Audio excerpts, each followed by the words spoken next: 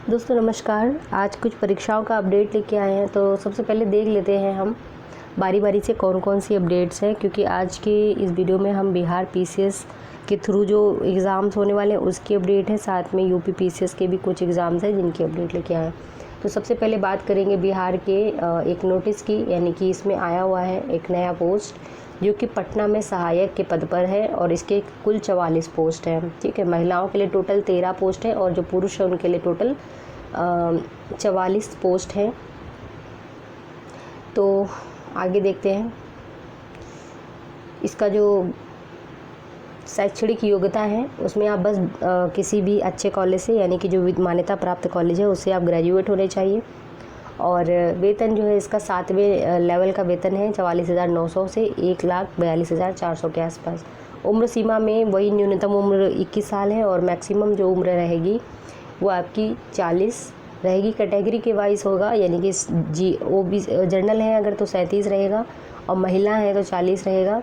ठीक है, इस तरीके से यहाँ पे चीज़ें हैं। और परीक्षा 2 घंटा 15 मिनट की होगी तथा जो पेपर होगा वो 2 होगा, एक प्रीलिम्स एग्ज़ाम और एक मेंस एग्ज़ाम। तो प्रीलिम्स एग्ज़ाम में जो है 50-50 प्रश्नों की प्रवृत्ति में 150 प्रश्न रहेंगे और आपको मिलेगा 2 घंटा 15 मिनट। एग्ज़ाम में एक नंबर का प्रत्येक क्वेश्चन रहेगा। और जो आपका मेंस एग्जामिनेशन उसमें 2 पेपर होंगे। तो पहले पेपर में हिंदी रहेगा जो कि क्वालिफाइंग है, 30% नंबर आपको लाने हैं उसमें। और दूसरा रहेगा आपका जो है जीएस का पेपर रहेगा। ठीक है, अगर आप हिंदी फेल हो जाते हैं तो जीएस आपका कॉपी नहीं चेक किया जाएगा। तो इसके बाद में हमारा जो अगला अपडेट है वो हम देख लेते हैं। देखिए, खंड शिक्षा अधिकारी के जो रिक्त पद हैं उन पर होगी भर्ती।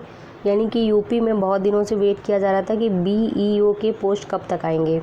तो बीईओ मतलब होता है ब्लॉक एजुकेशन ऑफिसर और खंड शिक्षा अधिकारी। तो बेसिक शिक्षा में खंड शिक्षा अधिकारियों का जो पद है वो आया था 55। ठीक है, 55 पदों पे होगी भर्ती, यानी कि अभी पोस्ट इनको इतना मिल नहीं पा रहा है। इससे पहले जो नोटिस आया था 2 साल 1.5 साल पहले, तो उसमें लगभग 350 पद थे। ठीक है, तो इस बार पद काफ़ी कम है। तो भर्ती के लिए उत्तर प्रदेश लोक सेवा आयोग को अधियाचन भेजा जा चुका है, लेकिन आयोग से इस पर एक आपत्ति लगाई गई कि पदों के लिए जो समकक्ष अर्हता है वो स्पष्ट नहीं है। आपत्ति को दूर करने के लिए अधियाचन वापस कर दिया गया। वो आपत्ति दूर होने के बाद आयोग के भर्ती का विज्ञापन जारी किया जाएगा। तो खंड शिक्षा जो अधिकारी हैं उनके पदों पर 3 साल से भर्ती नहीं हुई है। 2019 में खंड शिक्षा अधिकारी के 309 पद आए थे। ठीक है, और 309 पदों पे भर्ती हो गई थी। उसके बाद अब तक जो है भर्ती की तैयारी ही चल रही है। पिछले दिनों बेसिक शिक्षा निदेशालय से भर्ती के लिए जो है यूपी पीसीएस को 55 पदों का अधियाचन भेजा था, पर उसमें क्या था कि आपत्ति हो गई, क्योंकि उसमें कंफर्म नहीं किया था कि समकक्ष अर्हता का निर्धारण कैसे है। ठीक है, तो वो चीज़ कंफर्म होने के बाद में वो वापस से होगा। और समकक्षता का निर्धारण आयोग नहीं करेगा। ऐसे मामले पहले कोर्ट में जा चुके हैं, इसलिए आयोग ने आपत्ति लगाई है।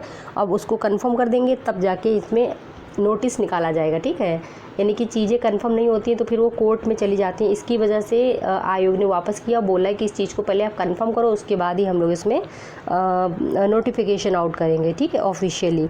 तो हमारा तीसरा जो अपडेट है उसको देख लेते हैं।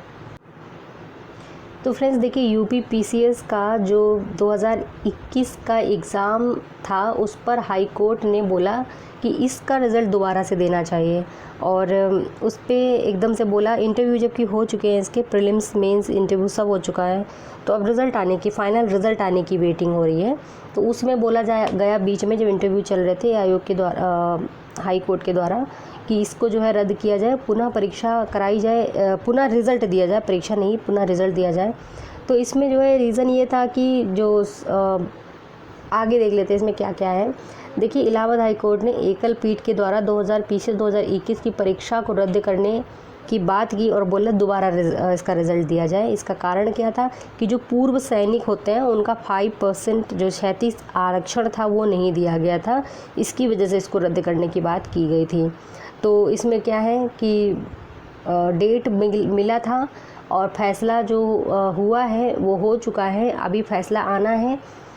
इसमें सुनवाई हो चुकी है। ठीक है, मंगलवार को सुनवाई हुई थी इसकी और कोर्ट में यूपी लोक सेवा आयोग की ओर से पेश करते हुए वरिष्ठ जो अधिवक्ता है राकेश पांडे, इन्होंने तर्क दिया कि पूर्व सैनिकों को आरक्षण देने संबंधी अधिक सूचना आवेदन करने की तिथि के बाद जारी हुई थी, तो ऐसे में आरक्षण का दावा नहीं किया जा सकता है। ठीक है, तो इनका तर्क है। और जवाब में प्रतिवादी के अधिवक्ता एबीएन त्रिपाठी ने कहा कि 10 मार्च को जारी हुई अधिसूचना एक्ट का संशोधन है, ना कि कोई नया एक्ट बनाया गया था। तो इस तरीके से जो है पीसीएस के 678 पदों पर भर्ती के लिए 6,91,173 अभ्यर्थियों ने आवेदन किए थे, जो एक रिकॉर्ड है। कितने बच्चे थे? 6,91,173। और इनका जो प्रीलिम्स एग्ज़ाम था वो हुआ, इसके बाद में वो हुआ था जून में नहीं, इससे पहले हुआ था, अक्टूबर के आसपास हुआ था। फिर जो है मुख्य परीक्षा के लिए उम्मीदवार बुलाए गए 7,688, और इसके बाद में जो है 1,285 बच्चों का इंटरव्यू हुआ था। और इसके बाद में इंटरव्यू की प्रक्रिया पूरी हो चुकी है, रिज़ल्ट का वेट कर रहे हैं बच्चे। ठीक है, और बहुत सारे बच्चे हाई कोर्ट के फैसले का इंतज़ार कर रहे हैं। तो देखिए फिर क्या होता है, इसमें क्या रिज़ल्ट आता है इसका। तो अपडेट तो आपको मिलती ही रहेगी। अगला अपडेट देख लेते हैं ज़रा। सबसे बड़ी बात फ्रेंड्स ये है कि बिहार के जो बीपीएससी 67 प्रीलिम्स एग्ज़ाम है उसकी डिटेल प्लस सीडीपीओ एग्ज़ाम जो कि बहुत पहले कंडक्ट कराया जा चुका था बिहार का, उसकी प्रीलिम्स का रिज़ल्ट का अभी कोई अता पता नहीं। प्रीलिम्स का रिज़ल्ट सुनने में आ रहा है कि एकदम रेडी है, लेकिन रेडी है तो एक चीज़ समझ में नहीं आ रही है कि जिसका पेपर दिसंबर में होना है उसकी नोटिस तो कल आयोग ने जारी कर दी, बट सीडीपीओ का रिज़ल्ट रेडी है या तो उसका अभी तक में कोई अता पता नहीं। जो कि बच्चे वेट कर रहे हैं बेसब्री से कि प्रीलिम्स का रिज़ल्ट आ जाए तो हम लोग मेंस में जुटें और देखें कि हम लोग क्या हैं, फेल हैं या पास हैं, तो उस हिसाब से हमारी आगे की स्ट्रेटजी होगी। 67 का भी कोई ऑफिशियल नहीं आ रहा है, अदर चीज़ें वो लोग अपलोड कर रहे हैं वहाँ पे। तो सीडीपीओ का जो रिज़ल्ट है वो फंसा क्यों हो सकता है, इसके पीछे क्या कारण है कि जब सब हो गया है उसके बाद भी उस पर काम नहीं किया जा रहा है। तो कहीं ना कहीं एक चीज़ ये समझ में आ रही है कि सीडीपीओ का प्रीलिम्स का रिज़ल्ट ये तभी देंगे जब 67 प्रीलिम्स एग्ज़ाम का कंडक्ट हो जाएगा, एग्ज़ाम जो है कंडक्ट हो जाएगा। जहाँ तक मुझे यही समझ में आ रहा है कि 67 प्रीलिम्स की तैयारियों में ये सब बिजी होंगे, इसकी वजह से सीडीपीओ की तरफ किसी का दिमाग नहीं जा रहा है। अब 67 प्रीलिम्स एग्ज़ाम जब कंडक्ट हो जाएगा इसके बाद में सीडीपीओ का रिज़ल्ट आउट किया जाएगा। कहीं ना कहीं मुझे समझ में आ रहा है, बाकी आयोग है वो कुछ भी कर सकता है। तो सीडीपीओ के एग्ज़ाम रिज़ल्ट को इतने दिनों तक रोक के रखना कभी कभी संशय उत्पन्न करता है कि कहीं इसका भी भर्ती धांधली का शिकार तो नहीं हो गई, घपला तो नहीं हो गया कुछ अंदर। क्योंकि आपके सामने एग्जाम्पल है, फायरमैन रिज़ल्ट इतने समय से रोका गया क्योंकि ये हुआ था 27 मार्च 2022 को, और उससे पहले हुआ मद्यनिषेध सिपाही का रिज़ल्ट जो कि 1.5 महीने में 2 महीने में आ गया था, और उसको अभी पब्लिश किया गया है 2 दिन पहले। तो इसका कारण मालूम है क्या था? OMR गायब हो गए थे इसके फायरमैन वाले के। तो डर सा लगता है कि सीडीपीओ के साथ में कोई अनहोनी तो नहीं हो गई कि इतने दिनों तक रिज़ल्ट क्यों रोक के रखा हुआ उन लोगों ने।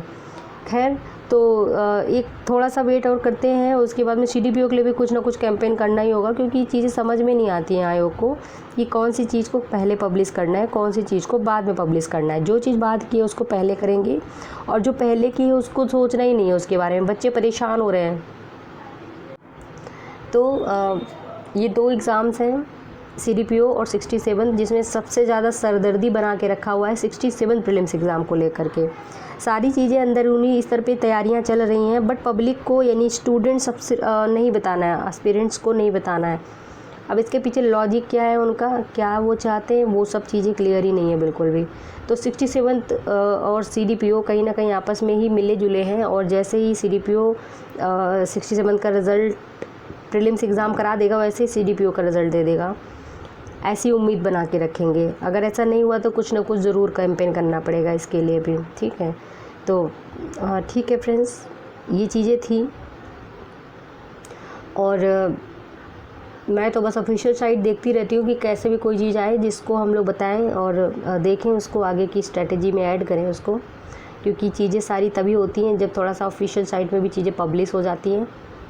बाकी चीज़ें हैं, बाकी देखते हैं, जो भी अपडेट मिलेगा आपको बताएंगे।